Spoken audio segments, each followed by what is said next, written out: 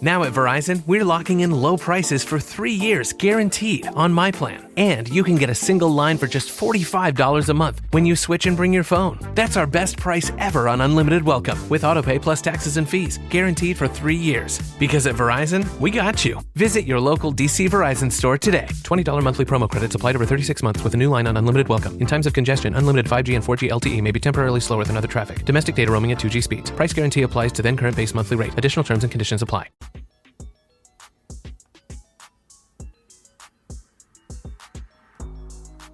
HBCU Legends fans from all over the world, it's Kyle T. Mosley here with HBCU Legends podcast. Guys, we're going to talk a little bit about what happened over at the WNBA draft. We're going to also talk about what's happening with the NFL draft coming up, and there's a lot of important details about what's happening there. And we're going to share a special interview that we had with Anscape's young and rising star, Mia Berry. That was a good interview. And we'll talk a little bit about the Honda Campus All-Star Challenge that went down this past weekend in Los Angeles. That's a great challenge, and it's the 36th anniversary of that as well. And let's just get into it, and let's talk about what went down this past week in sports. And we're going to kick it off first with Morgan Price. If you guys didn't hear, Morgan Price dominated at the USA Gymnastic Championship, National Championships. She did a Simone Biles on everybody, where she won the all-around competition. And not only winning the all-around competition, Morgan also won each individual routine, guys. Each individual routine, she came in first place. She only tied one spot in first place, but when it came to the vault, the uneven bars, the balance beam, the floor exercises, Morgan Price was on fire. And the Fisk gymnast, we had an opportunity to interview her when she first attended Fisk. And I've been watching her career ever since. I think the first nationals, she came in third place, right? So she didn't do as well her freshman year. Then the following year, which is last year, she was the national champion then. But she also kind of, in the individual awards, she shared a couple of she was gold medalist in 2 events. But if you know Kirsten Johnson, she's now she left Talladega after they shuttered the program, and she's now at Temple. So she was the vault champion last year. So we had 2 HBCU gymnasts pretty much in their first couple of seasons ever in competition, dominating early on in this national championship. And now Morgan has repeated as the national champion, and she just dominated the whole field in the floor exercise, the balance beam, the uneven bars, the vault. Kudos, Morgan. I'm so very proud of you and what you've been able to accomplish. I think it speaks highly for the program, the direction the program is going into as well.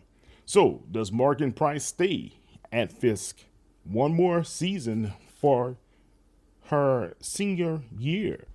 Or, let's be for real, guys, NIL dollars are out there.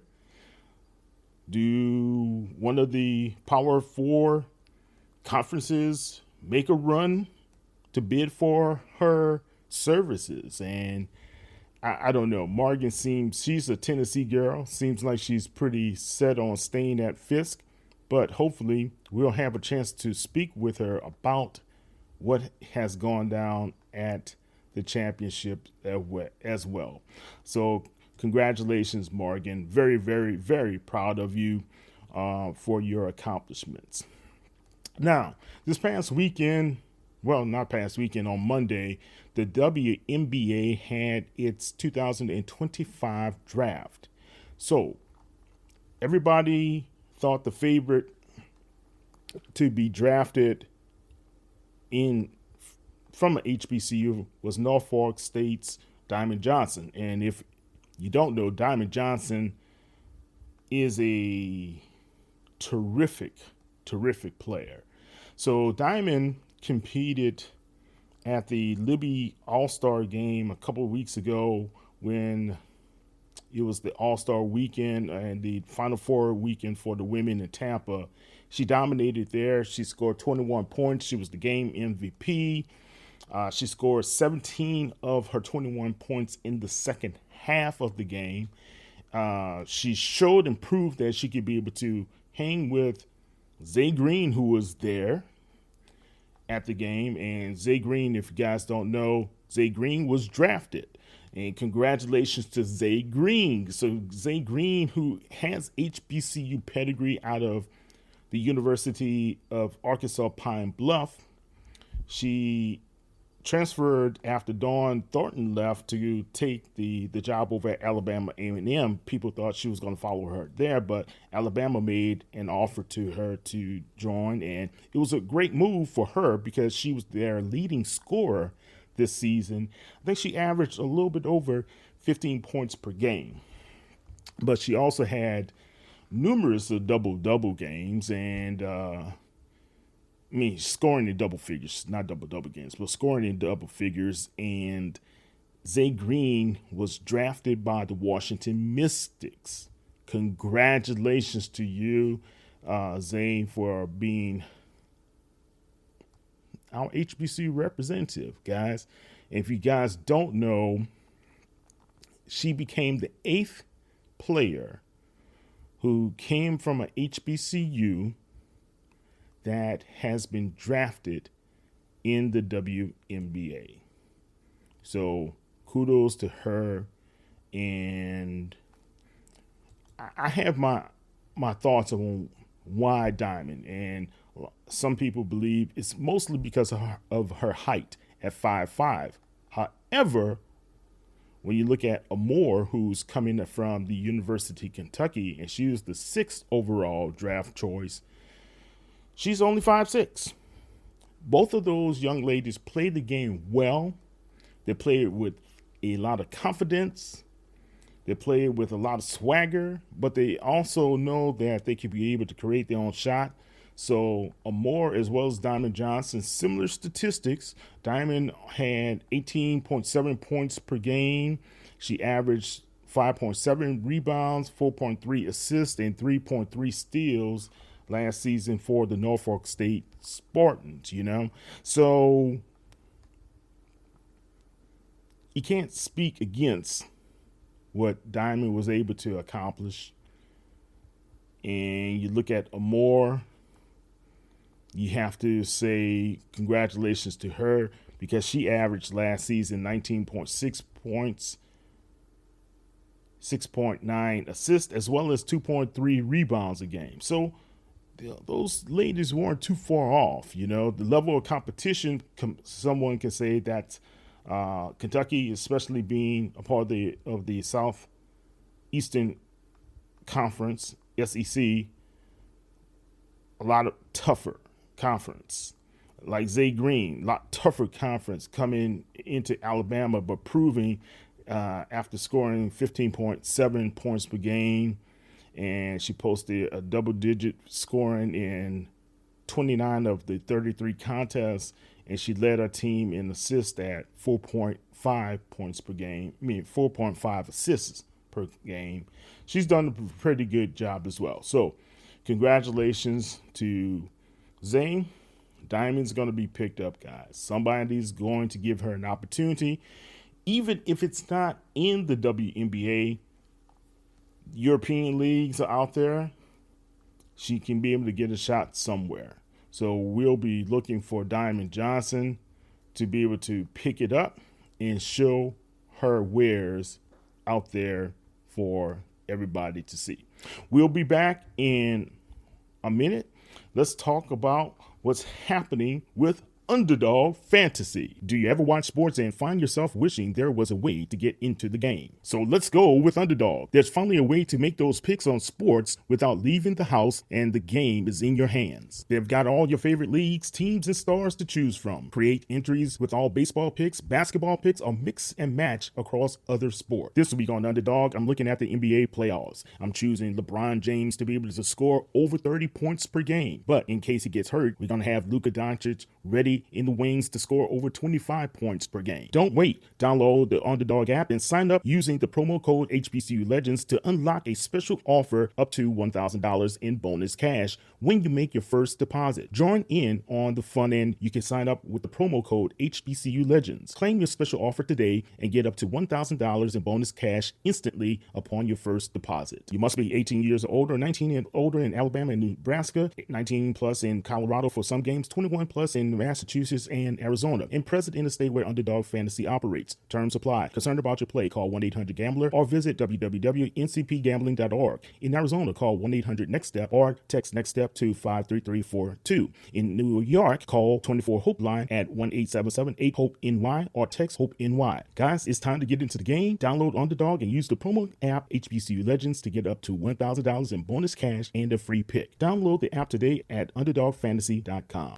Okay, Kyle T. Mosley back here talking to you guys about what has gone down with the HBCU rundown of the week, the sports rundown, and we'll talk more about what's happening in sports here. So let's talk. The numbers are really great for Chidor Sanders. The numbers are really great for Heisman Trophy winner Travis Hunter. Both of those young men out of Jackson State University, we claimed them first, but when no one else wanted to claim them. And of course, when Coach Prime left Jackson State to accept the role as head coach of the Buffaloes, Chidor and Travis and Shiloh went to join the Buffaloes as well. Well, we know the storybook ending for Travis Hunter when he shocked people initially to flip his commitment from Florida State University to Jackson State. But you got to remember, Coach Prime is a Hall of Fame guy. What did you expect? Did you expect Doug Gottlieb? Because I know he was one of the main protesters against Travis Hunter flipping to Jackson State, and there were so many naysayers, and they thought he was making a huge mistake. Well, look at Travis. He's proving you all wrong. He's not only becoming the Heisman Trophy winner, he's also going to be one of the top 5 picks in this upcoming draft next week on April 24th. The NFL is going to have that draft in Green Bay, Wisconsin, Packers headquarters, and a lot of hoopla is going to be there.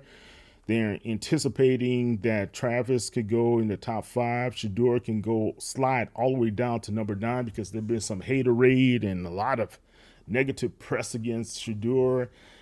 Some people believe that he's not as good as Cam Ward, who is the presumptive top pick for the Tennessee Titans at this time.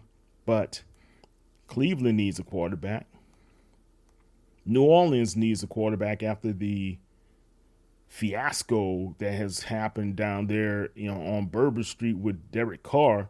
Now it looks like Derek Carr is crawfishing, talking about how he, he's not really committed to the Saints. Then Mike Mayock came out, who used to be his general manager, stating that Saints knew that Carr was injured when they made the trade for him, or when they signed him to that $100 million deal. Incredible, man. Incredible. I just don't know what to make about that situation. But let's go back to Chidor Sanders. Chidor should be in that top. If it's not the top 5, at least in the top 10, he will get selected. If he doesn't get selected, is it a travesty? Yes. but Chidor is going to make some people pay. And as well as we can't forget one guy that people love, Aaron Rodgers. Oh, he's so enamored about Aaron Rodgers. He's so great. He's one of the greatest quarterbacks ever to live. And at first, man, look, he dropped all the way down to the bottom of the first round. Lamar Jackson dropped all the way down to the bottom of the first round. Just because your positioning in the first round or out of the first round doesn't guarantee that you're going to have a Hall of Fame career. It doesn't guarantee you're going to go to the right team that's going to work with your skill set, have the right coach that's going to work with you as well. There's a lot of factors that go into play to make a successful person like Jaden Daniels was this year for the Washington Commanders. But I believe Chidor is going to land in the right spot. And I think the best place would possibly be for him to land in New Orleans with Kellen Moore. And Kellen Moore, of course, the new head coach of the New Orleans Saints, a former quarterback himself, played for the Dallas Cowboys for a number of years, backed up the Cowboys as well, offensive coordinator, recent offensive coordinator for the Philadelphia Eagles, who won the Super Bowl. So he understands how to develop a quarterback, as well as he understands how and what a young quarterback would need. So I think he's dealt with Dak Prescott. He's dealt with Jalen Hurts. He's interfaced with both of those guys, and they perform very, very well at the highest level. So I think Chidor, if you get a chance to go to the Big Easy, my boy, I'll be right there following you because, that's my hometown team. And just recently, we stopped covering the New Orleans Saints.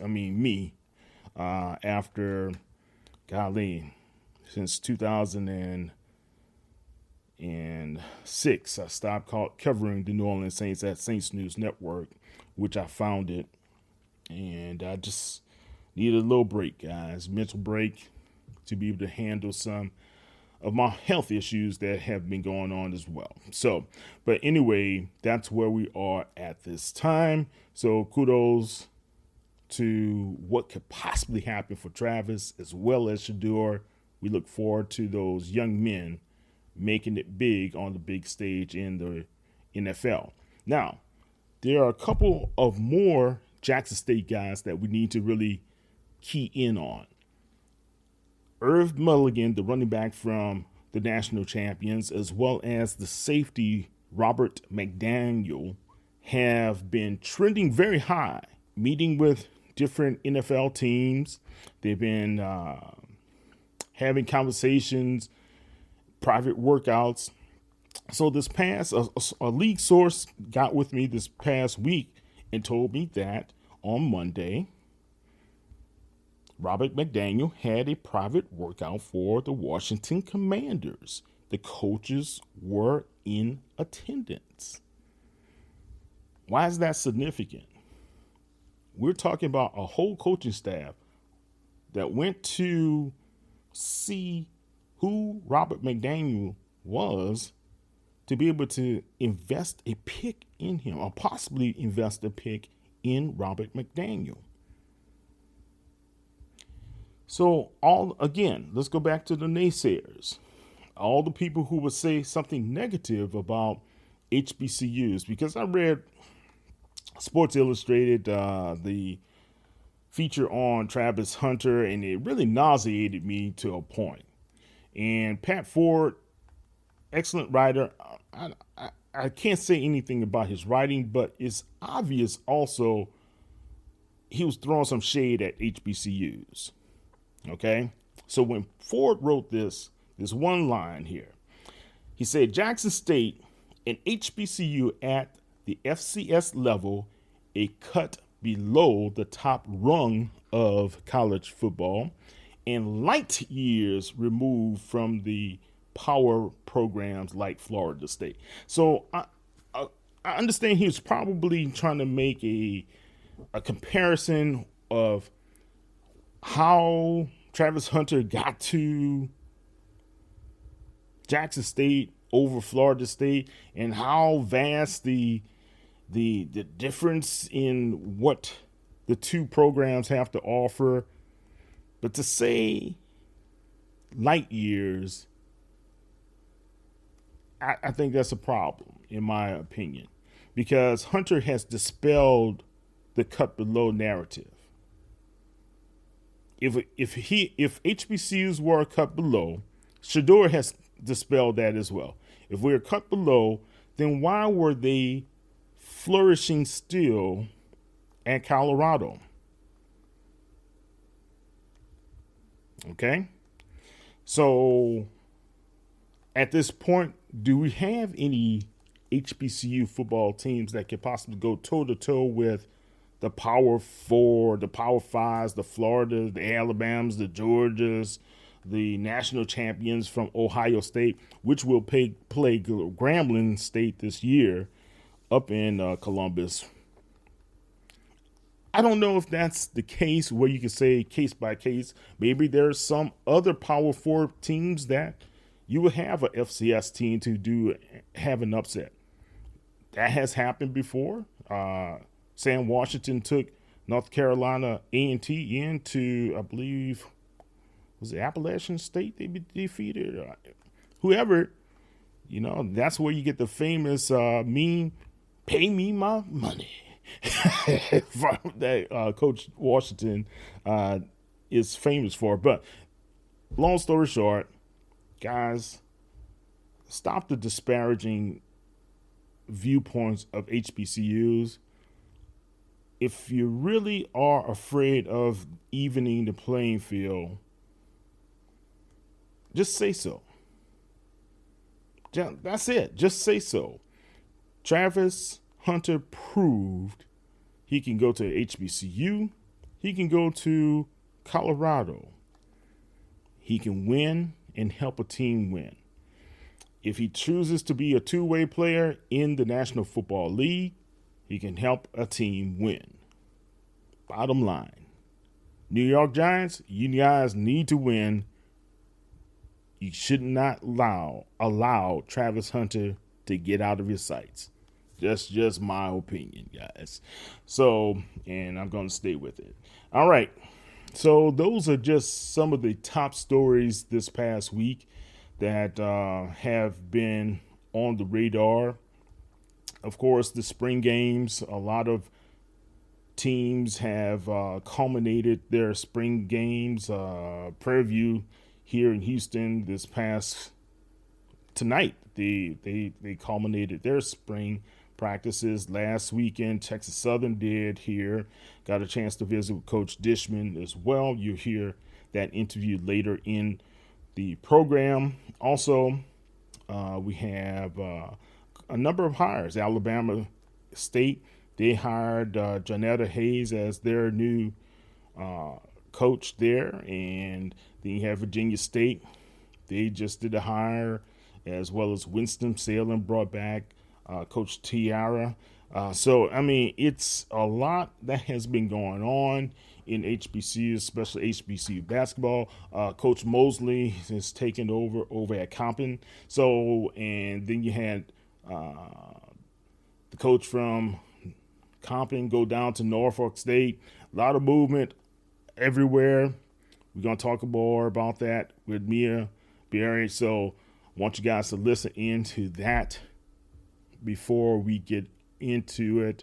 One last thing I need to pick up this point.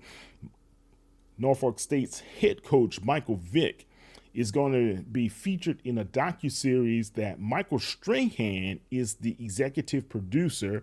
He's doing this in coordination with BET Media Group, where they're going to take a behind-the-scenes look into Michael Vick's first year at Norfolk State University. Kind of similar to what Coach Prime had going on with Amazon Prime, so that should be interesting because, Coach Vick has been garnering a lot of press lately, and we'll see what's happening. They should do one for Deshaun Jackson. They should do one for Tremaine Jackson over at Prairie View. Those guys have a lot of personality, as well as Chinnis Berry. That would be a great one to have over at South Carolina State, as well as Coach T.C. Taylor over at Jackson State. So those are just some of the things on my mind I believe will be great. And congratulations to Ron Armstead, the HBCU legend and all-pro lineman. He's celebrated his retirement last weekend in Miami, where he had Drew Brees and other guys from the NFL there to say their well wishes for Ron as he heads out into retirement in the National Football League. All right. That's what we're throwing down today. So let's get into this interview before we do that, let's pay some bills. Let's talk about Underdog Fantasy. Guys, look, it's NBA playoff times. And if you ever wanted to get into the game, there's finally a way to make picks on sports without leaving your house. The game is in your hands. So to play, you have to choose whether a player will go higher or lower on one of their stats. For example, with LeBron, it's always scoring for me. Then you have guys like Giannis. Will he be able to block X amount of shots? So those are the things that you use for Underdog Fantasy. I prefer, especially going into the NBA playoffs, to use LeBron James as my barometer, whether he's going to score more than 30 points this game or under 30 points, I go higher or lower. Or if you have a guy like Luka Doncic who supports LeBron, will he be able to pick up the slack? He's been on the scoring frenzy himself. Can he score over 25 points per game? Those are the things you go higher or lower on. Now, before you get into anything else, make sure when you download the Underdog app, sign up for the promo code HBCU Legends to unlock the special offer up to $1,000 in bonus cash when you make your first deposit. Join in on the fun and sign up with the promo code HBCU Legends. Claim your special offer today and get up to $1,000 in bonus cash instantly upon your first deposit. Now, you must be 18 plus, 19 plus in Alabama and Nebraska, 19 plus in Colorado for some games, 21 plus in Massachusetts and Arizona, and present in the state where Underdog Fantasy operates. Terms apply. Concerned about your play? Well, call 1-800-GAMBLER or visit www.ncpgambling.org. In Arizona, call 1-800-NEXT-STEP or text NEXT STEP to 53342. In New York, call the 24/7 Hope line at 1-877-8-HOPE-NY or text HOPE-NY. Go to UnderdogFantasy.com today and download the app. And don't forget, when you sign up and make your deposit, use the code HBCU Legends and get up to $1,000 in bonus cash and a free pick. All right, guys, let's take a listen to.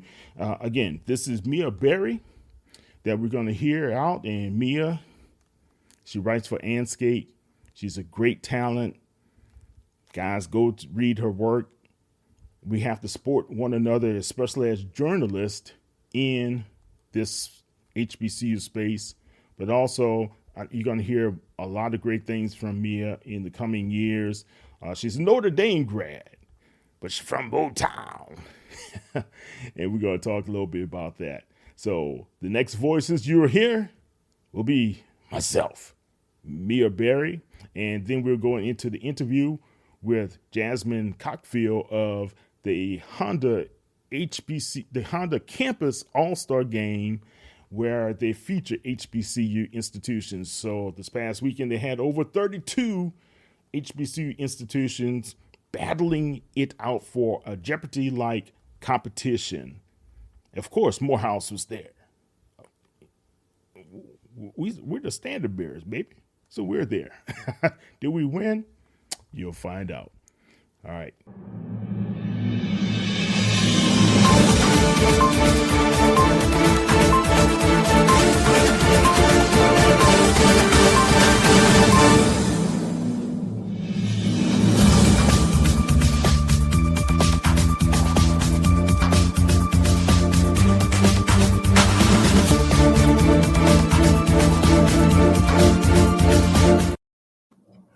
HBCU Legends fans all over the world, it's Kyle T. Mosley here with another installment of HBCU Legends, and we have a future legend on the rise with us today.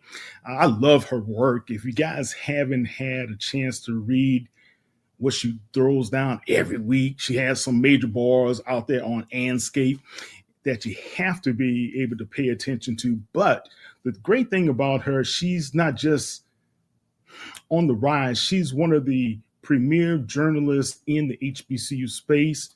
I love to read her all the time. And that's none other than Miss Mia Berry. How you doing, Mia? Kyle, I'm excited. I'm actually so happy you reached out. It's a pleasure being here. And thank you for that lovely introduction.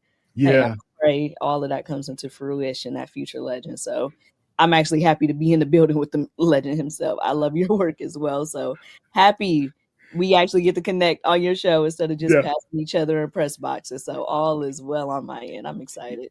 Yeah, I was kidding with you earlier.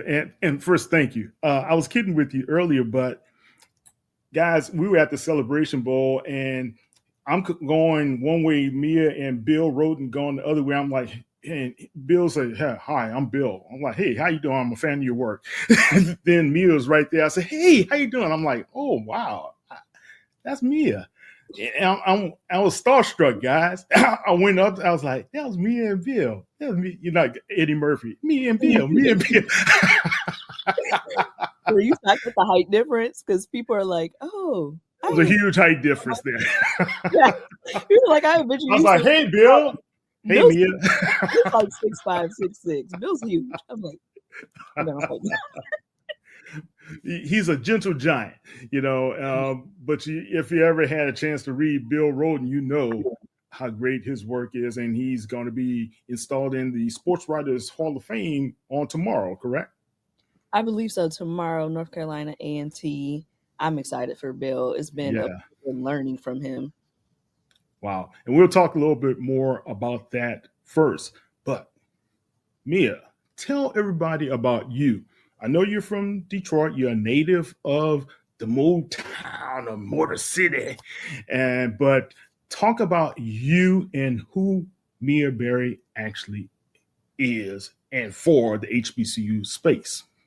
Well, as you mentioned, Detroit born and raised. A lot of that what up, though, a lot of that chill, laid back personality is from Detroit.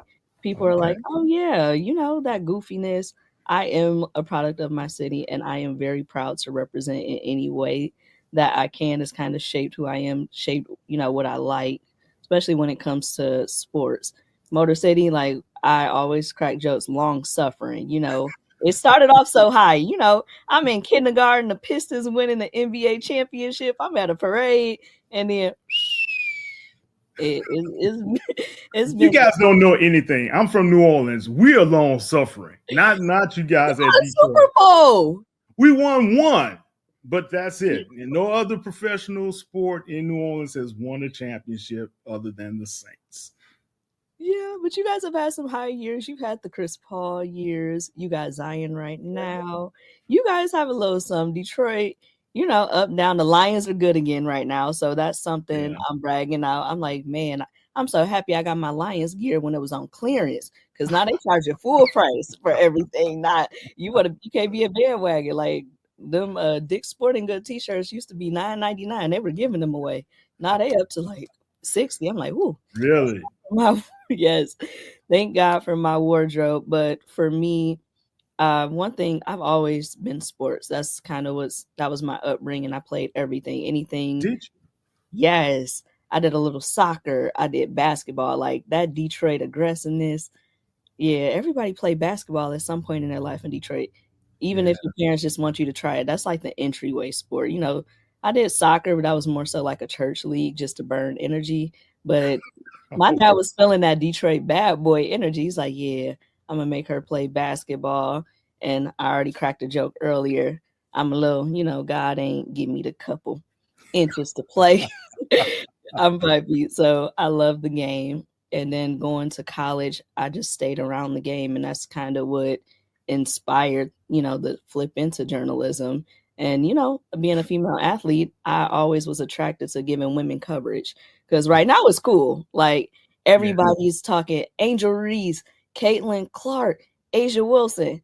Man, growing up, I'm like, why nobody talking about Diana Taurasi? Why Swin Cash not getting anything? Why nobody talking about Tweety? Like Yeah. Detroit Shock. Detroit Shock were the best team in Detroit until they left us and went to Tulsa and then Dallas. And I'm like, why are nobody talking about these women? Like my dad used to give me a little section of the newspaper, like, oh look, they did a little something on your Shock, because he knew that's what I was looking for. So Yeah. being that little girl always looking for women's sports, I'm like, you know what? Let me change the space. I want to get into that. And then my love of women's sports transitioned into, HBCU work, because a lot of what I loved about women's sports, providing that coverage for that underrepresented population is what I'm seeing at HBCU. So it's kind of me going from women to HBCU, same things I love about both. The underrated talent in the HBCU ranks, the stories that you can honestly tell to anyone. And I'm like, oh, I love this. So, Yeah. it's been a godsend for me. I have it in my bio. Most people know I did not go to an HBCU, unfortunately, but I considered Spelman was actually my top two. It was Notre Dame or Spelman, neck and neck, and Spelman not having sports at that particular time. I'm like, and a little scholarship money too, but ended up going to Notre Dame. So I just feel like this is my full circle. Like God knew that I loved Spelman growing up. I love the Atlanta scene because I have family, D to the A. And Really? yes, Detroit. I can't tell you how many times we've hopped in the car and drove from Detroit to Atlanta growing up. I tell you, That 12 hours is toughing I you up. don't know if you know this. I'm Morehouse. So I'm Morehouse grad. So, and I get this, my number one school, my junior year, guys, in high school, number one school was Notre Dame. My number two school was SC, because I always loved them growing up, Notre Dame and SC. Then I went to a college career fair, talked to those guys, and they said, hey, it costs X amount of dollars. I said, well, I will not be attending your my parents can't afford it. I kid you not, scholarship money. That's one thing I wish I knew a lot more about in high school, because financials determine a lot. Is who's giving you the most money. And I had great scores. I had a couple scholarships. Probably should have been in the bag a little bit more to fill out more scholarships. But oh yeah, I was attracted to Notre Dame. Skylar Diggins was big. Yeah. So me growing up, I'm like, I didn't know anything about Notre Dame. I saw Skylar Diggins play and said, huh, well, it's close enough to my house. My mom always said, if something happened to you, I need to be able to hop in the car and get to you. So I'm like, well, it falls within her window. So I applied and it worked out. I love How far from Detroit is West Lafayette? Notre Dame's actually South Bend. So South Bend. I'm sorry. Yeah, I'm thinking Purdue. Northern Indiana is actually 3 hours. And most of the trip, like 85% of the trip, you are in Michigan. So you just go right all the way across and then you dip down into Indiana for like the last 15 minutes. So we did that drive. I told you, we from the Midwest. For some reason, that means parents don't believe in planes. Yeah. Look, the Detroit contingent for Spelman, Morehouse, Clark Atlanta, well, it was just Clark then when I was there, and Mo Brown was strong, real strong. Matter of fact, it was the Detroit, the Washington, D.C., New York guys, and all of those were the good social clubs that kind of made up what we now known as Freaknik. Listen, So it makes yeah, sense. I'm giving you that's a lot of people believe, oh, Freaknik just started on the no, started out of the Morehouse Atlanta University Center connections and those guys getting together and wanting to have this big picnic together, and it became Freaknik after that. I Yeah, so believe it. I believe some wildness. Detroit, New York, we don't really have HBCUs up north. So right. that's why it was an education process for me. My aunt went to Kentucky State, Okay. and that's because her high school teacher kind of was really enforcing, opportunities. You don't have to go to like Michigan State or Michigan. And she lived with us for a little bit because she's my dad's baby sister. Okay. So she kind of put HBCUs, and she was like, I went down to Spelman once, and I'm like, I kind of like it here. I'm like, oh, it felt like a mini Detroit because Yeah. Detroit, you see so many of us, and then you go to maybe different campuses. I'm like, y'all do know black people live in this state, right? I'm like, where we Too funny. Well, look, one of my the guys from New Orleans that I grew up with, Donald Royal.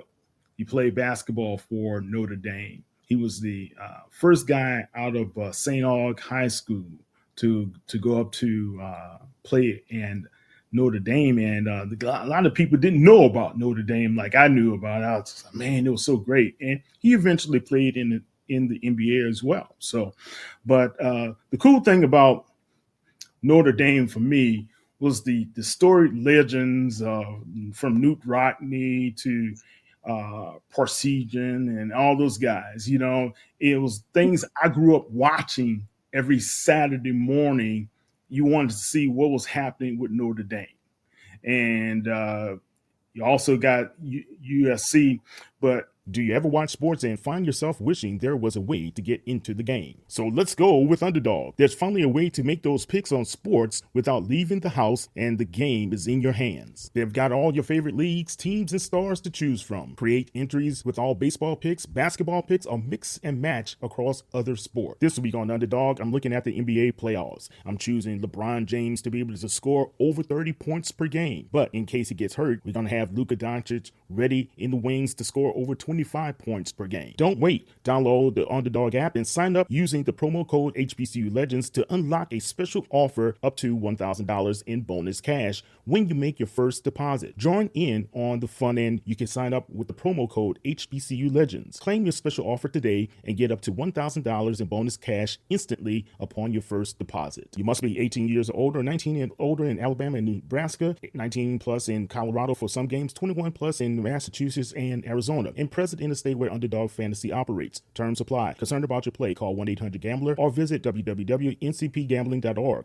In Arizona, call 1-800-NEXT-STEP or text NEXT STEP to 53342. In New York, call 24-HOPE-LINE at 1-877-8-HOPE-NY or text HOPE-NY. Guys, it's time to get into the game. Download Underdog and use the promo app HBCU Legends to get up to $1,000 in bonus cash and a free pick. Download the app today at UnderdogFantasy.com. I'm a product of HBCUs myself. My mom went to Dillard. My dad went to Southern, and they met at Southern during, I guess, a summer break.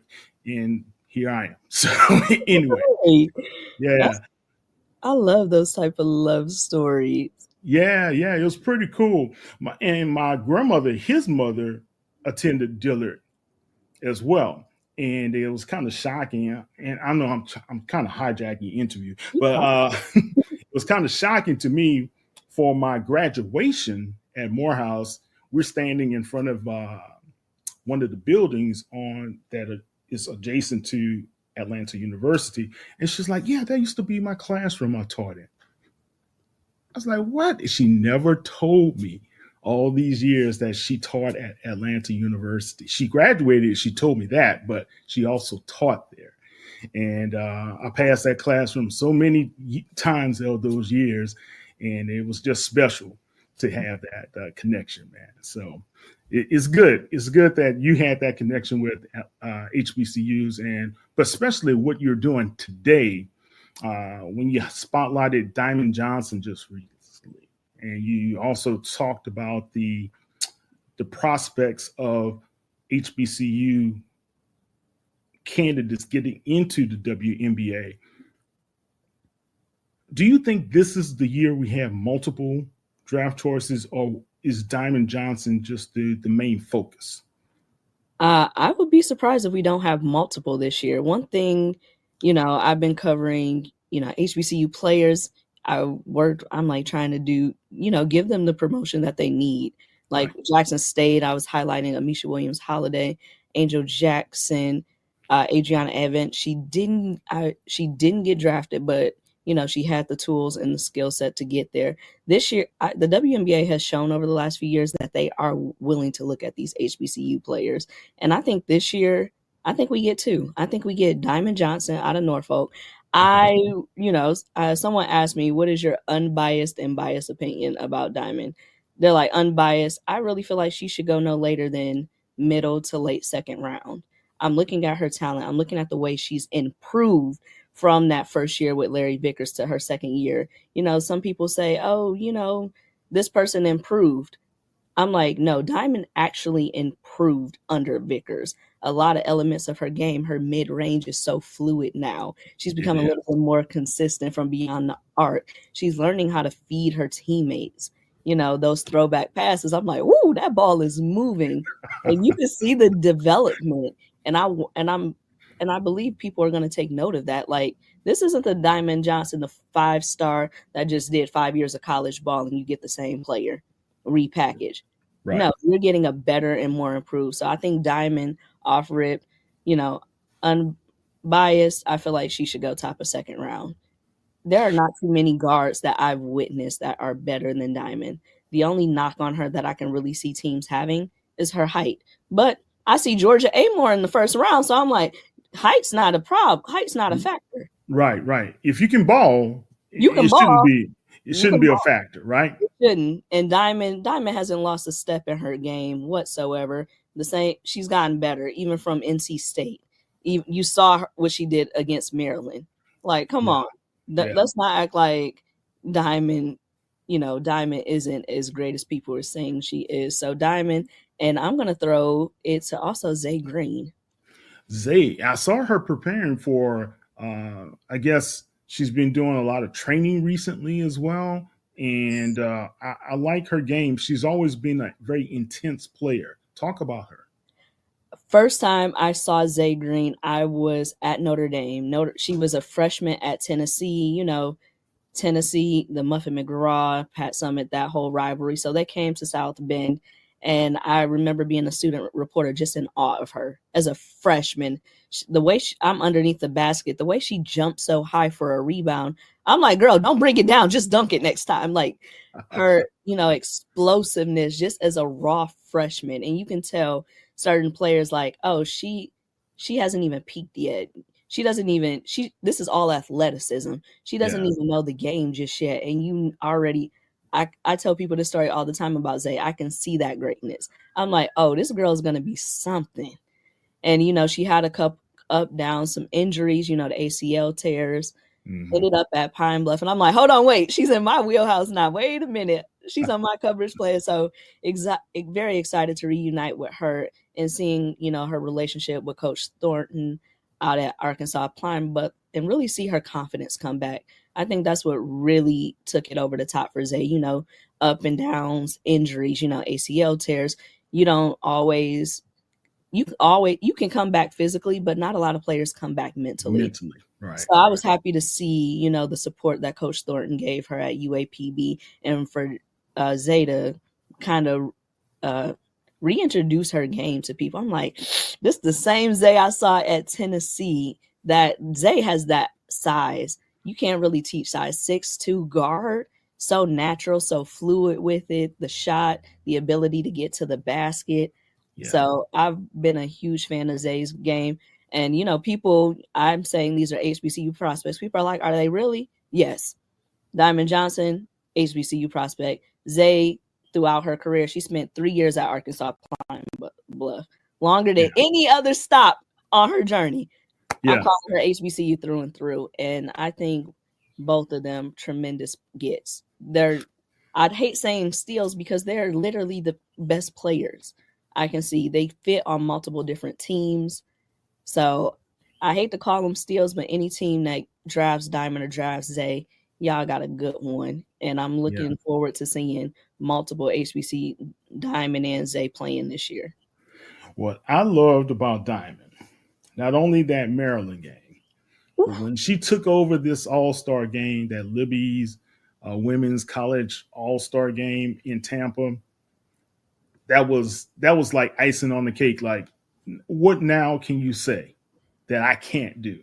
And she actually won that game for them. You know, she hit the game winner at 71, but it was just the way she went into that second half, because I think at halftime she only had 4 points. Correct.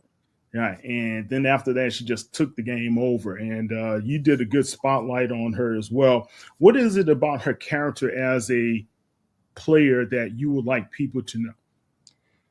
Probably her determination and her focus. Diamond is literally the ultimate competitor. And she isn't a competitor that alienates her teammates. She's a competitor that makes them rise their level.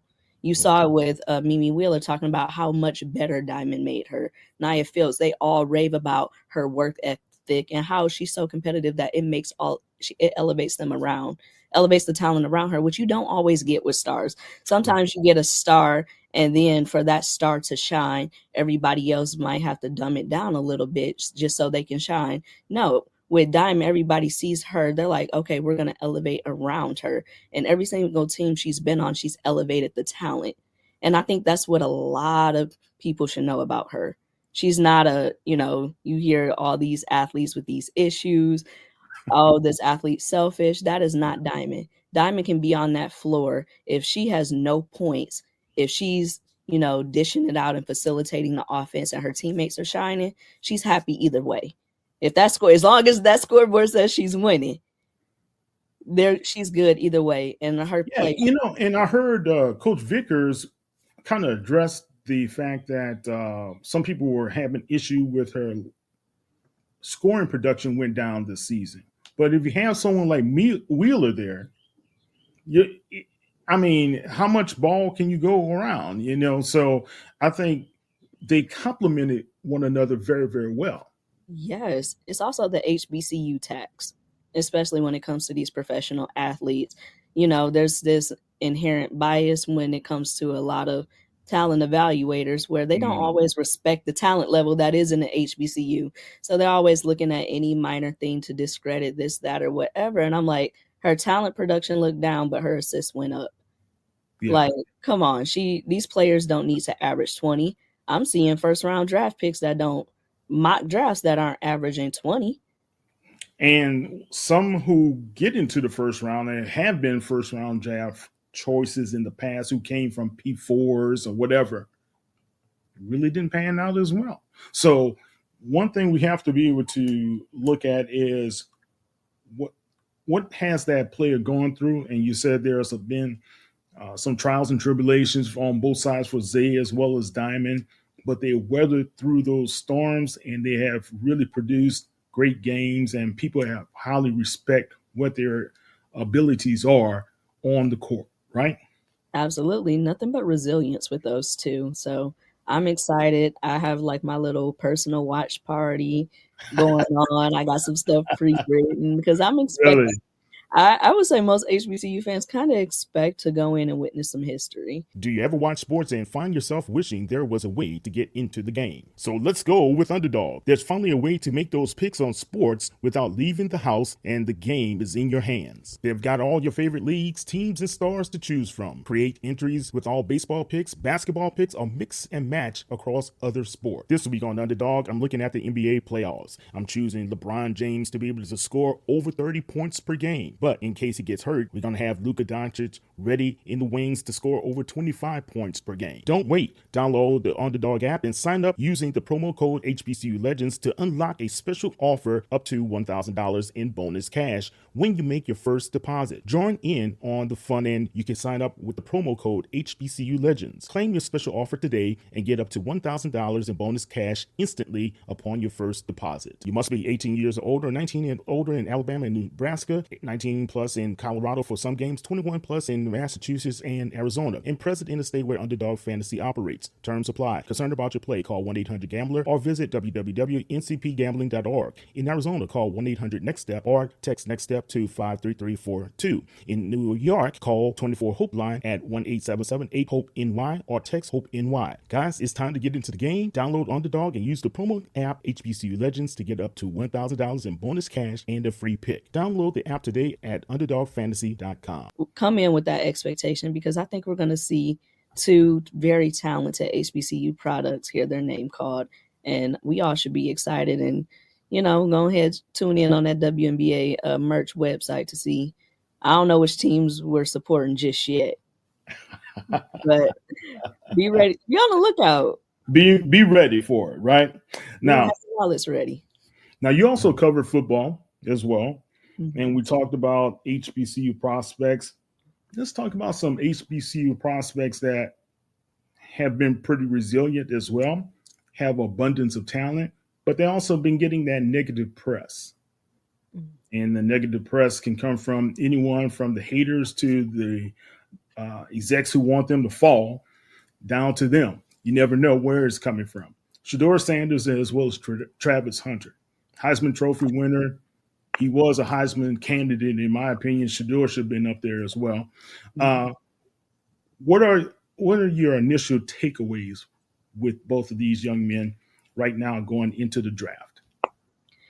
Honestly, I see the HBCU tax once again when it comes to both Chidor and Travis. Travis, he won the Heisman at Colorado. Travis should have won the Heisman at Jackson. He could let's, have. Let's be real. Yeah. Travis has been him for a while, and I was happy that the Heisman Trophy finally recognized him at Colorado and that he recognized Jackson. I'm like, thank you, dude, because you really should have been your award as a freshman. Nothing changed about his game. So Travis, I'm excited to see him as a top 2, top 3 pick. I know he's already up there. I just want to see what position. I would love to see him play both, but at the NFL, it is a lot. But I want to see, does he focus more so on his wide receiver? And then, when it comes to like third and long, like special situations, put him on defense, or do you flip it? Do you have him on defense and then, on third and long on offense, you want a little threat? Right. So I'm kind of curious to see where he ends up in terms of professional. What do they make him pick? Do they kind of do part-time one, full-time in another? Because I've seen him at both. Celebration Bowl. I knew I didn't see the ball, but I knew he came down with it when he went to OT. So that was a tremendous catch at the back of the end zone, wasn't it? Tremendous catch, and the throw by Chidor. You got to give him credit. I'm going to give Chidor. I'm going to go right to Chidor. And I'm like, I love Chidor's game. He's very accurate. He's been accurate even as a freshman. That's one thing you can't teach when it comes to being a quarterback, accuracy. I feel like a lot of the hate for Chidor is just coming from, his father, the natural, I call it swag. And confidence and aura. That's what I call it. Because honestly, do you want a quarterback coming into a program that's coming into a franchise that's who's doubting himself, right? Yeah, like, I'm gonna go in, I'm gonna learn the ropes, I'm gonna, figure it's gonna be a learning process. No, I don't want that guy. I want a guy that comes in is gonna talk his stuff and say, you know what, I'm gonna come here. The expectation is to win. I love that energy about him. He's been that way since his freshman year. Before he even played a snap at Jackson, he's like, I'm here. And I love that despite the negativity and what people have said about him, it hasn't changed. His confidence is still there. And I feel like that's going to take him further than, confidence and hustle takes people a lot further than talent has. I've learned that even with one thing I got to give Coach Prime credit. All of his kids, he always instills the confidence. Be confident in who you are. Even when people talk negatively about Shiloh, still Shiloh's pretty confident in who he is and his game. Um, but the support as a father, you have to love that.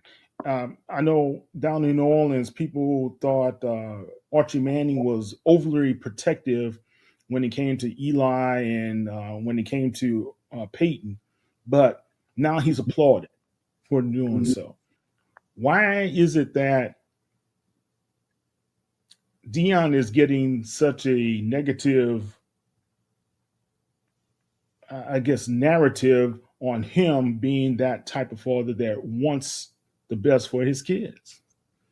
Probably because a lot of the people hating on him, they have their own they have their own old-fashioned beliefs about what a black man is and what a black man is supposed to do, and they're not used to seeing a strong black father figure in a lot of these men's lives. And also, they're also not seeing, usually when you do see a black man, a lot of these athletes aren't coming from the status in which Deion has provided for his children. I've seen athletes, coaches and scouts talk about athletes in a way like, oh, there's no, I need a guy that struggled a bit. I need a guy that has a little extra hunger. And I'm like, extra hunger, struggle. Hold on. That's not a lot of these kids, they very lean on those, have like those stereotypes like, oh, I need a kid that's working to get his mama out the hood. I'm like, hold on. Nah, a lot of these kids, I don't know where that stereotype come from. A lot of these kids, they come from very middle-class families. You're not going to bite off that, oh, get your family out the hood. I mean, they're going to help mama and dad when they get pros, but I hate like when people bite into those stereotypes. So for one, you see Deion as a strong black man. His kids are not out here with that, oh, I got to get the no. His kids kind of exude that confidence as well. And a lot of these scouts know they have to approach them in a certain way. You have to approach Deion with the same respect that you would approach Arch Manning. Like, oh, he's not going for that. And a lot of them, they don't want to give a black man his props some days. Like, hey. That is so true, because I love the fact when Deion first got into the coaching realm, right, and the first couple of press conferences, he said, well, if you call Coach Saban, why aren't you calling me Coach Prime or Coach Sanders? And some of those guys took it back because they wanted to be Neon Deion. It was Neon Deion. That's the perception that they had in their head. And I had so many meetings with people at a well-known magazine thought, oh, this was just a gimmick. He's not going to stay at Jackson State. He's not going to do anything. He shocked and fooled a lot of people, and I have to give Coach Prime credit for that. Oh, absolutely. It was actually a pleasure covering Coach Prime. I'm happy that he commanded that respect. There's a lot of times, coaches walk into situations and I'm like, I don't like I'm like, I'm like, that ain't how you pronounce that man's name.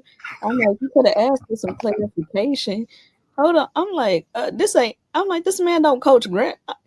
It's a lot of like minor, like microaggressions that I'm like. Do you ever watch sports and find yourself wishing there was a way to get into the game? So let's go with Underdog. There's finally a way to make those picks on sports without leaving the house, and the game is in your hands. They've got all your favorite leagues, teams, and stars to choose from. Create entries with all baseball picks, basketball picks, or mix and match across other sports. This week on Underdog, I'm looking at the NBA playoffs. I'm choosing LeBron James to be able to score over 30 points per game. But in case he gets hurt, we're going to have Luka Doncic ready in the wings to score over 25 points per game. Don't wait. Download the Underdog app and sign up using the promo code HBCU Legends to unlock a special offer up to $1,000 in bonus cash when you make your first deposit. Join in on the fun end. You can sign up with the promo code HBCU Legends. Claim your special offer today and get up to $1,000 in bonus cash instantly upon your first deposit. You must be 18 years or older, 19 and older in Alabama and Nebraska, 19 plus in Colorado for some games, 21 plus in Massachusetts and Arizona, and present in the state where Underdog Fantasy operates. Terms apply. Concerned about your play? Call 1-800-GAMBLER or visit www.ncpgambling.org.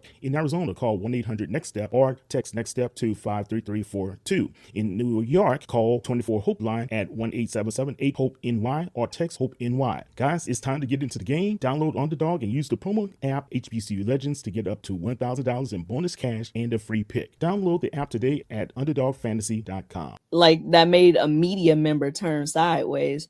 And I love how, he just advocated for himself. And I love how a lot of these other coaches are also advocating for themselves as well. Like, you see people come correct. I think that's what I loved about that press conference with Coach Prime, is that people came correct after that. He set the tone for when the press conference is like, oh, y'all ain't about, this ain't TMZ. That's right. This is a professional setting. And, even being young, I say coach.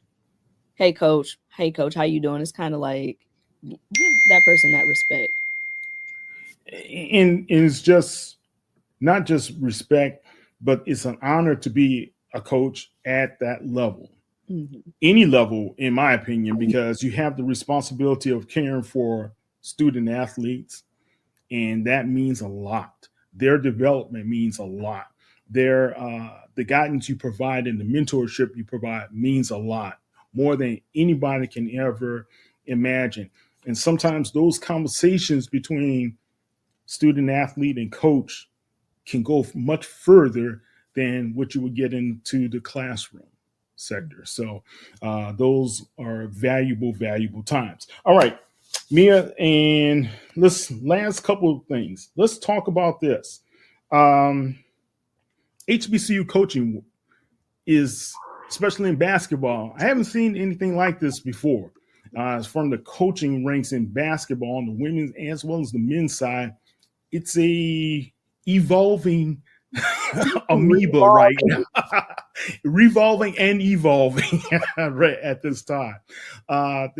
My alma mater, yesterday I reported Coach Whitler from Morehouse parted ways because of some issues internally. It wasn't anything that was on the field or basketball coach, so to speak. But also you have some changes, swapping inside of the SWAC and swapping inside the MEAC and the CIAA. What do you make of all of this? Okay, I'm going to say this. This is my unpopular opinion. I love it. And when it comes to HBCU football, where they're taking more chances on former, NFL athletes, and not, you don't get too many like HBCU through and through coaches getting these opportunities to elevate. I love how the basketball game in HBCU has strictly kind of stayed when it comes to elevating these coaches and giving coaches different opportunities. I love it in that regard, especially Nadine DeMond, new head coach of Morgan State, rewarded in that way. Morgan State has always kind of sought out those, DT coaches. You saw it with Damon Wilson, Bowie to head coach of a D1. So I actually love this upward movement. And it also kind of puts these athletic departments on notice of, y'all better treat y'all coaches right. Like, treat your coach, treat your girlfriend right. Some of these boards need to do it as well, right? Treat them right when you have them. There's always somebody lurking. Somebody can your coach and treat them right. Give them resources, give them scholarships, give them what they're needed. So I've actually been enjoying the carousel. Some of them have shocked me. I'm like, ooh. I'm like, Dante leaving, but it made sense. He's going back with his AD, and then the debacle with FAMU. I'm like, there was so much push and pull on this coach, and he turned out to be Patrick Curry's turned out to be amazing. So I'm happy to see Coach Pat go 5-year contract. I'm like, wow. Yeah. And I think he has the coaching option on a couple of those years, if I'm not mistaken, from listening to the contract. So 5-year contract, couple of options for him. He makes the change to Grambling from FAMU. Then you have a longtime assistant coach who Coach Martin, he's gone over to Alcorn State now, but we've had some old coaches who have retired, or like Sandy Pugh, who left Prairie View, and it's a tremendous loss, in my opinion, not to have someone of her statue still in HBCU basketball. But look at the rise of some of these young talented coaches like Vernette Skeet down here in Houston with Texas Southern. What's your opinion of what you see with her and Dawn Thornton and those young coaches? The one thing about young coaches, all they need is a chance. I'm not remiss. Like, Dawn got her big chance when Toya Wilson left Prairie View. She took an assistant job and Dawn was elevated there. So a lot of these coaches, they know what they're doing. One thing about HBCUs, the type of play, the way to recruit, they are very well equipped, especially someone who's been in the system. I rather, these schools start going after these assistant coaches or these former players that understand like what the HBCU is. It also kind of eliminates some of those, wild expectations or the culture shock that some coaches are like, hold on, what is this? And I'm like, what is this is another coach's dream. Like, they'll come in and just finesse, and they'll do what they have to do. You mentioned Sandy Pugh's retirement. Got to add in Coach Frida Freeman Jackson, man. Right. That one hit my soul a little bit, just covering those SWAC tournaments. And I'm like, no Coach Frida on the sideline. I'm like, oh. So there's a big vacancy. Huge vacancy. I'm curious to see how they feel it. Obviously, I think a lot of these schools are going to go younger. If you're going to do that longevity of having a coach for 10, 20 years, 15, 20 years, might be good if the coach kind of start off at maybe 30, 40, not 60. I don't know if you're going to get 20 years. No, I know when we're us old 60-year-olds, we can't hang 20 years, Mia. And I just, I don't know what else to say. I'm gonna drop the mic on that one, guys. I'm clowning. I'm having fun with it. But one thing I actually wish I got a chance to do. Coach Jackson's daughter Bianca was on the coaching staff, so kind of was trying to work through doing that mother-daughter story. Okay, I wouldn't be surprised if Bianca kind of put her, hat in the ring. Coach with her mother, great pedigree. She was a part of Dawn Staley's first national championship. Right. So, it's interesting. They've been taking their time, right? And you don't know if AD Cable already has that in the works. You bring up a great point. You don't know. It can also be, they could go SEAC watching. They could go CIAA. It's a lot of great coaches that would love the opportunity to move up to a D1 program such as the SWAC and already have close recruiting ties. So I'm curious to see, we saw a movement, Virginia State, Coach DeMond went up. I'm curious, are there other, D2 coaches in the works ready? Yeah. You talking about younger coaches? Younger coaches. It could be kind of older coaches. Well, I tell you what, there's a good young coach on the staff of Howard who people need to look out for. I'll get his name later. I think it's Anthony. I forgot his last name, but look out for him. He's a great young coach. There's a good young coach at he probably was going to take him with him to Norfolk, who's under Tremaine Jackson over at Coppin as well. So there's some good young coaches that are out there that we have to really pay attention to. And that's a great article for you. Yeah, who are the young up and coming guys? See, I'm pitching the article idea to you. I take all suggestions. I tell people some of my best stories. People have slid in my DMs and said, "Look at this," which I absolutely love. My head's always on a swivel. Like, who's the next one? Like Norfolk State. I love Coach Fox, Trinice Good Fox. Coach. Yeah. Great coach, great recruiter and developer, especially when Diamond Johnson was breaking down and how Fox broke down her game, was in the gym with her doing those extended hours. I think one thing a lot of people kind of overlook, development when it comes to these players. And I wouldn't mind seeing if somebody's gonna jump on her. Yeah. I was talking to Coach Tamika Reed about Oh, her career once before, and people forget what was her specialty over at Jackson State, recruiting. Before she actually, when she left and then she came back, but recruiting is how she cut her teeth. So that's something we need to look at as well. Those connections with high schools and high school coaches and how you're able to develop that pipeline can really open your eyes to talent or young talent that don't get that will not get that spotlight from the national media all the time. So those are things to look at. All right, Mia, let me ask you this: when did you fall in love with sports writing? I would say I went to college. I was pre-med. Like I'm from You were Detroit. pre-med. I was Okay. pre-med. A first gen college student. The one thing in your head is kind of like, how do I make my parents proud? Like, how do you make your family proud and that they want Yeah. to brag about you? And I'm Right. like, I didn't like, what is it? Doctor, lawyer, engineer. Those top professions. A lot of people kind of get steered toward because they're looking at the money. I'm like, well, engineer, and I'm like, ooh, that's a lot of numbers. Lawyer, that's a lot of reading. Medicine, I kind of like genetics. I love that. It kind of just, the pun Really? it Okay. makes sense to me. So I'm like, okay, I'm gonna be a doctor. When I tell you that freshman year, those weeder classes, that Gen Chem, whoo, that hit. And one thing it made me realize, I I used to freelance for the paper. I was a student writer.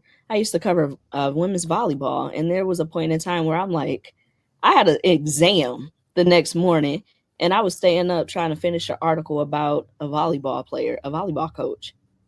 And I, at that moment, it taught me that this is what I want to do. Like Wow. I'm so stressed. Everybody, my roommate's pre-med as well. She's stressed out over this exam. I haven't even opened up the exam materials. I'm not gonna tell y'all what I got on that test. That exam, I can't even tell y'all what I got. It's embarrassing. But when you're sitting down in the midst of all types of chaos, and the one thing that your heart wants to do is sit down and write and make Yeah. sure the article you're writing is good, it's well thought, you're capturing the essence of somebody, that's when I figured out that's kind of what I want to do. Yeah. Like I was so busy trying to force myself into one thing where the thing that I enjoyed the most, the thing I used as an escape from lab work, it kind of I'm like, okay, this is what I want to do. And I think those type of hard nights where I was struggling in one area and finding relief in sports writing is what really said, you know what, you should want a career that always makes you feel like this. I love it. That's great, man. So you got into sports writing at Notre Dame. When did you know you knew you had something that you really was? You had the talent that really was going to take you to that next level. I would say probably when I landed my first internship. Everyone thinks they're great. Everyone thinks they're amazing. You're doing all this great work. And then it's like, okay, what's next? And the fact that I was able to score an internship, which I tell people this all the time. If I had to redo it, I probably wouldn't have went to Notre Dame because they do not have a journalism program. Really, I didn't know that. They don't. So a lot of what I was going through at the moment was really self-taught. And it was, me working for the paper, learning stuff. My major is actually in film and television. So a lot Wow. of a lot of my classmates, they took that degree. They do a lot of video work. They make videos, content creators for, different companies. A couple of them are aspiring screenwriters. So a lot of what it was, I taught myself. And for me to land like that first big internship, I'm like, oh my God, maybe I am. It kind of gives you that confidence, like maybe I am good at this. Maybe I'm not like I'm not as bad as I thought. I knew I was raw. Some people Yeah. have like that, okay, I'm raw. I need a little fine tuning, a little tweaks here and there. So that internship was like that confirmation that, okay, you can actually do this. Like you got, my first internship was with the Boston Globe. Boston's a big sports city. So That's huge. I didn't have any previous experience other than working at the paper. So when I got that, I'm like, okay, maybe I do have some chops. And then when I got there, it was really, okay, learn. Like, what tips? What do I need to know? What advice do you wish you knew when you were my age? So that's kind of where I'm like, okay, I can do this. And then Boston turned into LA Times for an internship. And I was way better in LA. It was like my second internship. I kind of knew a lot more. I got to, I was writing so much. They're like, you can take a day off. I'm like, oh, I'm having too much fun. What day off? I'm going to the Drew League. I'm going to the Drew League where you see a lot of upcoming kids. Shaquille O'Neal's sons played in the Drew League. Cassius, he went to Duke. I can't think of his last name at the moment, but Duke commit. Jaime Jaquez, he and his sister pulled up to the Drew League and they were playing. Wow. So just being in there with the young talent, it's just me kind of going around the city, finding stuff that interests me. So, that first internship is what really let me know and gave me the confidence that I can do this professionally and get a little something. Bills are not free. No, they're not. And they keep coming every month. I get I didn't know I had so many uncles named Bill that came every month. Uncles, I call it child support to the electrical, the rent. I said, tax with child support to the government. Yeah. I'm right there with you, man. We got so many similarities. It's so funny. We'll talk offline about that, but that's great. Some great stuff. Advice to young burgeoning journalists to be. What would you tell them to do now? I kind of alluded to it earlier. The biggest lesson I've learned in my life when it comes to anything, whether journalism, career, is hustle. Because there's been a lot of times where my hustle has taken me further than my talent could at a point in time. People, they're like, okay, she's raw as a writer, but I know she's going to go out and I know she's going to hustle and she's going to grab a story. I know she's going to improve. I know she's going to ask the right questions. So I'm going to say always have that hustler's heart. People, some people, they're extremely talented, but they don't have that drive. They don't know how to go out and get it. So that's how you distinguish yourself from others. You got to have that hustle too. You got to be like, okay, well, other people are writing this or other people are doing something similar, but no one can do it like I can. And that's one thing I really learned. And it took me a while to learn that because I'm like, oh, shoot, somebody else did this. What can I do differently? And I'm like, okay, that's that hustle, that hustler, that Detroit hustle. Yeah. I always tell people about, sometimes I feel like I'm in a position that I am. I was the young kid. This was my first job out of college, but I had no experience with HBCUs. And they said that, like in the interview, they laid out a couple reasons why they were worried about me. And I'm like, true born hustler, like you quick on your feet. You know the answer. Hold on, you worried about this, X, Y, and Z, why you should not be worried about this. Like, look, I can do this. So I would say that hustle and confidence, because there are going to come a lot of the points where the only person that believes in you is you. Is you. Yes. Amen. That's a bar right there. That's a bar. Like you have to be your biggest supporter. That's right. Some days, like when people are like, oh my God, I love your work. And I'm like, oh my God, I'm so surprised, but I'm happy to hear it. But for me, I've always loved my work. I'm always thinking my work is the best thing. It's the bomb. Yeah. It's kind of cool to hear other people say it. I'm not going to lie. I love it. It brings a smile to my face. But, you're going to hear in this business, you're going to hear a lot more no's than yeses. So keep that personal confidence in yourself. You can do this. And also that hustle, keep the hustle. And I feel like those two things, I'm talking about journalism, but they translate into so many other avenues of life, regardless of what industry you're in. Hustle and confidence are going to take you far. Awesome. Beautiful. You're bringing tears to my eyes because I tell guys, my main career is that I'm an executive recruiter. And I own my own business for many years as well. But for 33 years of my life, every day I had to get up and I had to find some way to earn money because I didn't have a salary. So as a recruiter, you've got to hustle every day. And when it came to writing, I just had that same mentality, like you said. I just took that same passion. I got to do something every day. I have to be able to put something out every day. I have to talk to people every day. I have to do something that's going to set myself apart. So I agree wholeheartedly with you. And just keep that up. And let's keep on promoting that to these young guys, because there's so many stories that have to be told out there. Yeah. I don't think it's just so few of us getting it out, but more and more we can be able to get more and more people doing it. Absolutely. Also, for people, I'm only one person. There are over 100 HBCUs. So Yeah. throw off my hat to anybody in this space, because I know how hard it is. I know how hard we work and how hard we hustle to get everything. And I'm going to say this to the young folk. Don't be afraid to throw a couple shots at us. Shoot your shot. If you know a story and you can write it, go ahead, reach out. Go ahead, pitch it to our editors. Exactly, man. Freelance money. You can probably afford to get Chipotle next week.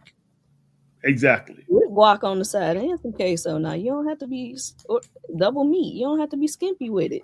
Well, it was like me when I was a young guy. It's okay to get some canned soup. I can't tell you how many times soup. I wasn't ramen, but that Campbell's chunky. That one. There you go. There you go.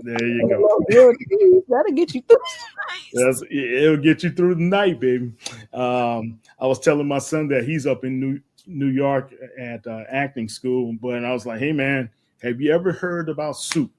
It's a great new invention. I know it's not mama's cooking, but you need to try it every day if possible, because it's expensive sending you money, man. But anyway, those are just some of the little quirks there. But look, tell everybody how they can find you on the World Wide Web. Okay, I'm on pretty much every social media platform with the exception of TikTok, because I do not have rhythm. I can't. All that dancing on beat, that is not me. But on Twitter, you can catch me at You don't have rhythm? Really? I'm a little, the paleness kind of got to me. I'm a little too, don't have it. I try, Really? I can have, I know the Cupid Shuffle because they be telling me the steps in the song. So, and it's a big group, so I hide. But Twitter at I am Mia Berry, IG Berry, BERRY 3. Reach out to me. I'm usually very responsive. If I'm not, double check, hit me up as many times as needed. I usually respond. I'm probably just working or doing a lot, but I love talking to people, love giving advice, love helping where I can, because I realize I would not be where I am if I didn't have, the people who are nice enough and kind enough to talk to me and give me advice along the way. So always open to do that and give back to others. So reach out. I don't bite. I'm nice. Yeah, it's so important to want to help other people and be able to know that. I hate people who feel like, oh, I've arrived and you're just a peasant. Nobody's a peasant. Somebody was where you were at one time. You were there as well. Sometimes it's just the God's favor that got you through. But sometimes people have to go through some things that all they need to hear is a kind word or a positive reinforcement here and there. So I'm wholeheartedly with you on that. Mia, I am so proud we had this opportunity to finally chat it up. But also I'm proud of all the work you've done. And, it makes me it puts a smile on my face every time I get a chance to read something you have that I was like, man, that was such a great story, so keep the storytelling, keep doing what you're doing. And, anything we can do here, let me know. And I tell everybody, like Bernie Mac used to say, now you're a part of the HBCU Legends family. I know Anscape will say, hey, Kyle, no, she belongs to us, but now she's a part of our family now, and you can't get rid of us. Listen, you ain't getting rid of me at all. Now, when I come down and I need some food recommendations, trust me, I know who I'm going like. Well, I'm here. You let me know if you need anything from New Orleans to Houston. I got you. All right. I'm eating good. Okay. I'm Kyle T. Mosley, HBCU Legends. That's the fantastic Mia Berry from Anscape. Mia, thank you so much. Kyle, thank you for having me. It's been a pleasure. It's been a pleasure. We'll talk offline. Guys, follow us at HBCU Legends on all social media platforms, as well as on YouTube to build up our YouTube channel. But also go support an HBCU. And if you are HBCU grad, don't forget, support as an alma mater, the alumni associations. I'm Kyle T. Mosley. Have a great one. Take care.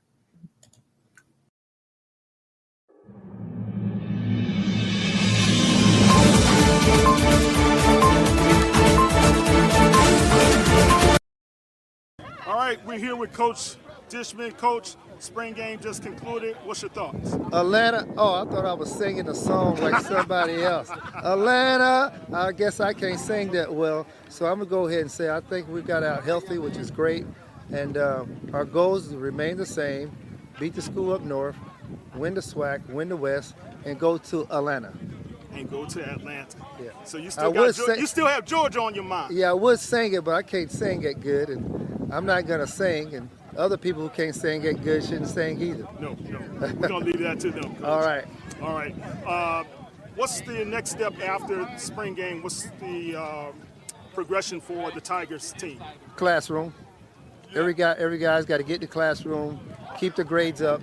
They have more. We reminded those young men they have more time right now. And it's easy to slack off. Right now, we've got to hit the classroom like we hit spring ball. We hit spring ball we had 15 practices. The guys, everything went well. Right now, we've got to hit the classroom just like that. And when do you guys start summer? We probably won't start till June sometimes, or late June sometimes. You know, right now, we've got to get our strength and conditioning up. I want to get those guys a good 3 weeks to 4 weeks in the classroom, hitting the books hard, going to study hall, and taking care of the business. Okay, excellent. Well, Coach, thank you, and we'll see you in the summer. All right.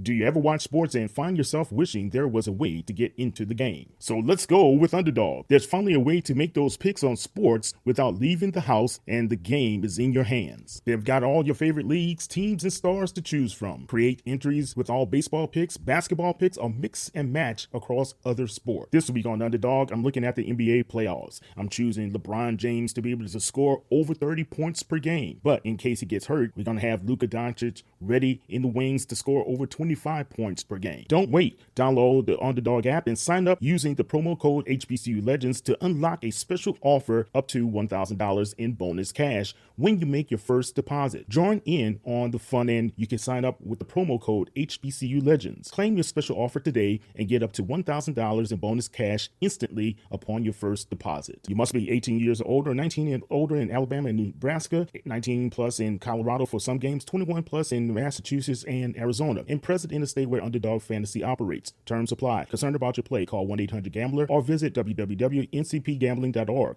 In Arizona, call 1-800-NEXT-STEP or text NEXT STEP to 53342. In New York, call 24-HOPE-LINE at 1-877-8-HOPE-NY or text HOPE-NY. Guys, it's time to get into the game. Download Underdog and use the promo app HBCU Legends to get up to $1,000 in bonus cash and a free pick. Download the app today at UnderdogFantasy.com.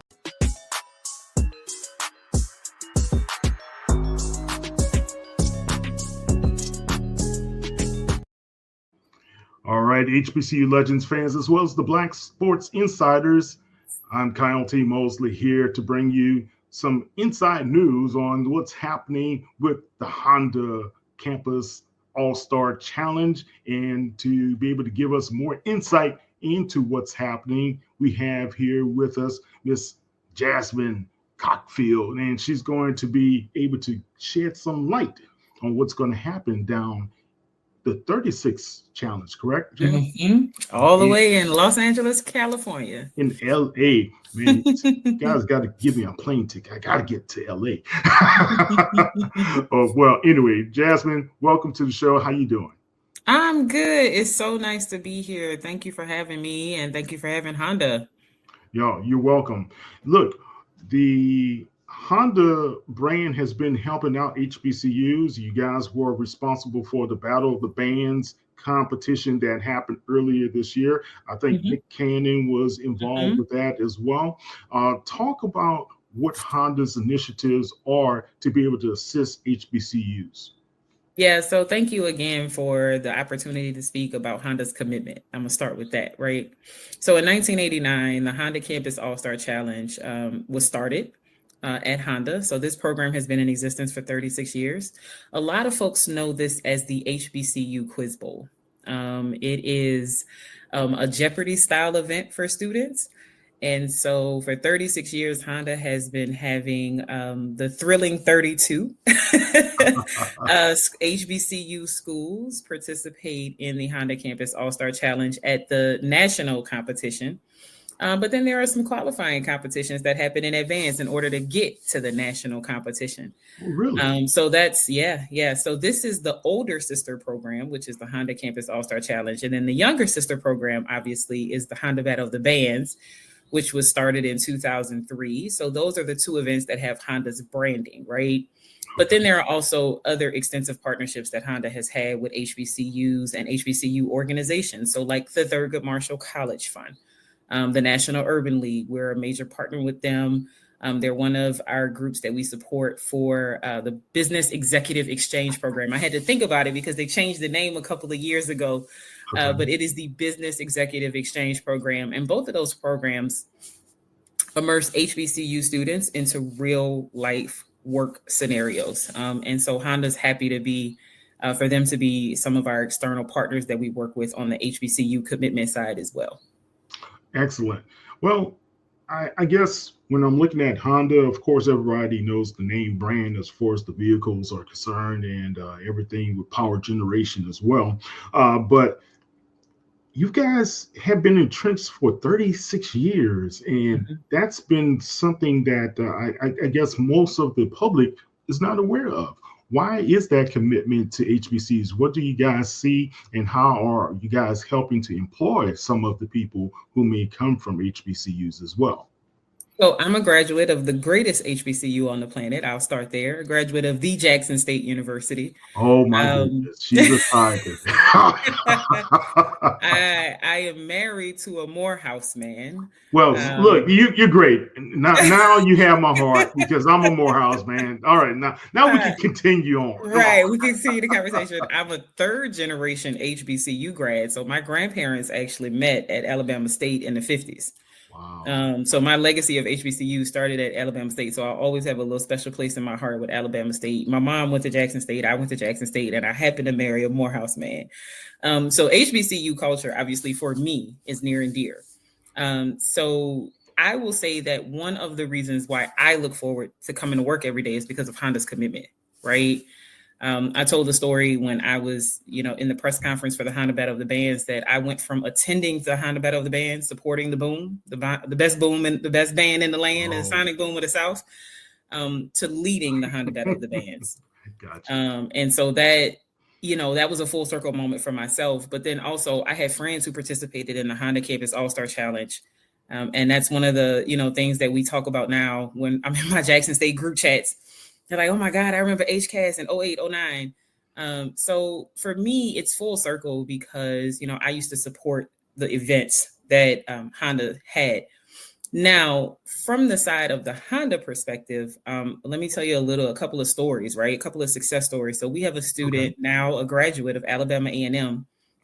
Name is Muhammad. He's based out of Ohio at our Marysville plant. He was an Alabama A&M student who went to the TMCF, Thurgood Marshall College Fund Immersion Program, and he's now an engineer at Honda. He was Oh, hired wow. in January, and he'll be coming out to HCAAS to support his fellow alumni school, Alabama A&M, who will be participating in HCAAS. And so he'll have an opportunity to share his story of his pipeline from Alabama and A&M to TMCF immersion to now working at Honda. Right. And so that's just one of the many success stories. With the Honda Campus All-Star Challenge program, we have Hall of Famers, Nikema Williams, who is the Congresswoman from here in Atlanta, who replaced John Lewis after his passing. She is a HCAAS Hall of Famer, right? So she went back a few years ago and tell her story of sitting right where the students are, now representing an entire region of the country in Congress. But she did credit a lot of her being able to speak publicly and things like that to, while she was at Talladega College, being a part of HCAAS. So I think Honda's commitment, not only for my personal life, but then just those few stories that I mentioned, it just continues to ring true that Honda's committed, and they'll continue to be committed to making sure that the best and the brightest minds at HBCUs have an opportunity to look at Honda as a career. Yeah, definitely. And just to listen to those stories as well as your own, and to just brings in perspective how Honda is connected with our HBCUs, and a lot of people would love to know how they could be getting, get the opportunities to participate in some of these events. So how can someone, is it like just school-based to be able to get involved with the All-Star Challenge, or do the students have to be able to bring their own affiliation? So we are on a majority of HBCU campuses. I don't want to give the exact number right now because we have some schools who are inactive, but right now we've got 32 HBCUs that are coming out to California.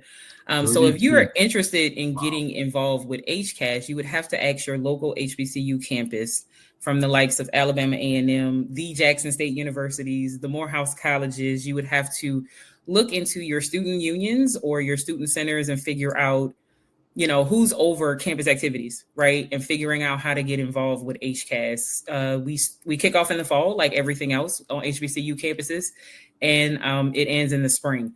And so there is an opportunity to get involved. And if there is not one on your campus, you can definitely go to the website and reach out at support channels just to see if you would be interested in bringing an administrator who may be reading this or watching it that says, hey, we don't have it. We used to have it. I want to get it back instated. We're happy to help you with that. We have an entire team that's dedicated to that. And so obviously we want students on HBCU campuses involved with HCAAS. So quick brag moment for your alma mater. It is the one school that has participated for all 36 years in HCAAS. Of course we have never missed a year. Of course, we are the leaders, the champions, the pioneers. We have to be able to set the standard, and and possibly we lost some of the things just to be able to help other schools feel good about themselves, to be able to participate in the challenge. So yes, of course, Morehouse would do that. Oh gosh, all 36 years. Now they have not been the champion all 36 years. See, we are gracious enough to be able to allow other people to win. However, there's actually a HCAAS alum who is the coach of the current HCAAS team at Morehouse. So he was a player at Morehouse, and now he's the coach. So we have a lot of those full circle moments on the HCAAS side. Folks who just love the program and want to come back and still be a part in some kind of way. Okay. So when the whole challenge goes down in Los Angeles, right? Mm-hmm. All 32 teams will be participating. Mm-hmm. Will there be any community service activities, anything to that nature, or career fairs or something? So we'll get them activated. Yeah, so in conjunction with HCAAS, every year there's a Honda Day. And so we have where Honda associates who are local to the area will be able to come and, talk to students and have engagement with the students, talk about career opportunities, tell them their stories, right? From engineering backgrounds to HR backgrounds. I had a political science degree and I'm at Honda, right? So really? Wow. I think it's a very, an array of majors will be there to talk to students. And so it's an opportunity also to make sure that they know that, we once were in your seats. We once were looking for jobs, right? And so Honda Day is technically the community service day. And then obviously the final day, once they do the championship games and we've done the closing dinner, the next day is when they go to Disney, yet again, sponsored by Honda, as like the let the hair down day and hang out and enjoy yourself. So it's a great opportunity for students to just reward them for all of their hard work up until that point. Man, that's awesome. Speaking of the Sonic Boom, you guys took over Disneyland when they went to Oh, Honda look. Battle of the Look, Bands. I'm That about to say, whole let week. me take off the Honda part. I'm just... I've got to give the Sonic Boom their credit. They took over Of Disneyland. They took course. over the challenge as well. So yeah, They took over the Roses Parade. The Roses. Yeah, I forgot were... about the Roses Parade as well. Correct. I mean, that whole weekend was just Sonic Boom. That's all we heard. And correct. They were now Honda Battle of the Bands. My dear alma mater was not a part of it this year, but we had 6 amazing schools. Okay, all right. So Jackson State did the Roses Parade, which is also under one of Honda's sponsorships. Okay. But we had the 6 schools that were participating for HBOB. So we had Alabama State, Alabama A&M, North Carolina A&T, Southern University, Hampton, and UAPB. And what's really interesting is that when we look at these sister programs, HCAAS is the older sister, HBOB is the younger sister. 5 of the 6 schools that were competing, well, not really competing because we call it a showcase for HBOB, right? 5 of the 6 schools that did the showcase for HBOB are also going to be participating in HCAAS. The only school that's not coming back for HCAAS is UAPB, and that's because they don't have a team right now. Okay. So 5 of the 6 schools that were in HBOB are going to do the sister program, HCAAS, right? So that's another thing where it shows Honda's commitment. So, it just continues to show, the fact that like HBCUs are just top of mind for Honda, and I can appreciate that with the Honda sponsorship. Okay. All right. Excellent. So let's just do a quick recap. The event will take place on April 17th in Los Angeles. Where will it be held? So it's I don't want to say April 17th, right? Because that's when we stream it. Okay. So the event happens. The students will come in on Saturday, I'm getting my days confused because I'm going in on the 10th because I got to go in and start working. But the 12th. So the students will come in on the 12th. They'll start their games on Sunday the 13th through 14th. That Monday, they'll do their round robin championship game on that Monday. And then that Tuesday is when they go to Disney. And then everybody flies out on that Wednesday the 16th. But it will stream on the 17th. Instagram and Facebook. Okay. All right. Excellent. Man, I'm excited. I'm excited to know that Morehouse is going to win this year. Oh, gosh. Here we go. I'm excited. Goodness. Yeah. And I looked into your background. Looked like we have a couple of other connections, too. I went and did some digging. Oh, well, hey. I think you from the greatest city on the planet, New Orleans. That's right. Louisiana. Right. Yeah. Born and raised, a native. Oh, see. I am, too. What high school? Xavier Prep. Xavier Prep. All right. I dated a girl from Xavier Prep. Oh goodness. Yeah, back in the day. So interesting. You know, Mr. Ike. Yes. Yes. Good people. Very much so. Man, so I attended McDonald 35 Senior High School, the greatest high school of all. Oh, and goodness. It was funny. I was telling this story to a friend of mine. When the first time McDonald 35 and St. Aug met at Ted Gormley Stadium for a playoff game back in 1979, and I'm dating myself, guys, 1979, I was headed to St. Aug until I saw that halftime show of 35. I said, oh, I'm going to 35. So, a lot of people still to this day call that one of the greatest halftime shows ever, with long departed Lloyd Harris Jr., who was our band director and my band director. And so, but that was one of the best shows ever to be able to hit the field in New Orleans at that time. So anyway, I digress. But I tell you one thing. I'm proud of what you guys are doing, supporting HBCUs, continuing with the challenge after all of this time. I love the commitment from Honda. So how can people go and get involved later if they choose to do so? So you can follow us on all social media platforms. We're on Facebook and Instagram. You can follow our website for updates. HCAAS and the sister program HBOB are all on social media channels. And feel free to reach out if you want to get involved. There are some reach out emails that if you're interested, and we do have volunteers for the HCAAS side of the program if they're interested in getting involved. But we're happy to just continue to display the commitment of Honda when it comes to HBCUs. Wow, awesome. Well, I tell you what, I would love to be able to see what's going to happen, and I appreciate Honda being able to extend this offer for all the other 30. How many other teams? Is it 32 altogether? So it's the Thrilling 32. That's The what we Thrilling call them that are 32. coming. The Thrilling 32 are coming to California. So I'm very honored that Honda gave the other 31 a chance to be there, and Morehouse is going to win. So I really do appreciate that fact that they have extended that invitation to them. But in all seriousness, it's a great program. You guys check out the Honda Campus All-Star Challenge that will be streamed April 17th. You can find it on most of the social media platforms as well as YouTube. And Jasmine, thank you very much. Yeah, awesome. Well, thank you for having us. And go get a Honda Accord. A Honda Accord. Well, that's not bad. Go get a Honda Prologue. Go get an Acura ZDX. Yeah, don't get one of those electric cars yet, guys.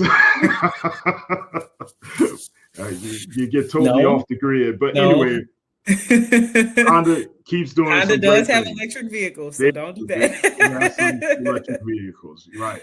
But Jasmine, any last thoughts or any other things that you'd like to share before we leave? No, I'm just grateful to have this platform to talk about Honda's commitment. Again, as an HBCU grad, I can't stress enough the hard work that goes into this for me. Having that, corporate social responsibility background, and then now being able to really give back to the institutions that have given so much to me and my family. So I tell people all the time, it's hard work, but it's hard work too. Because there are a lot of details. There are a lot of details that go into making sure that, these students for both sides of these programs.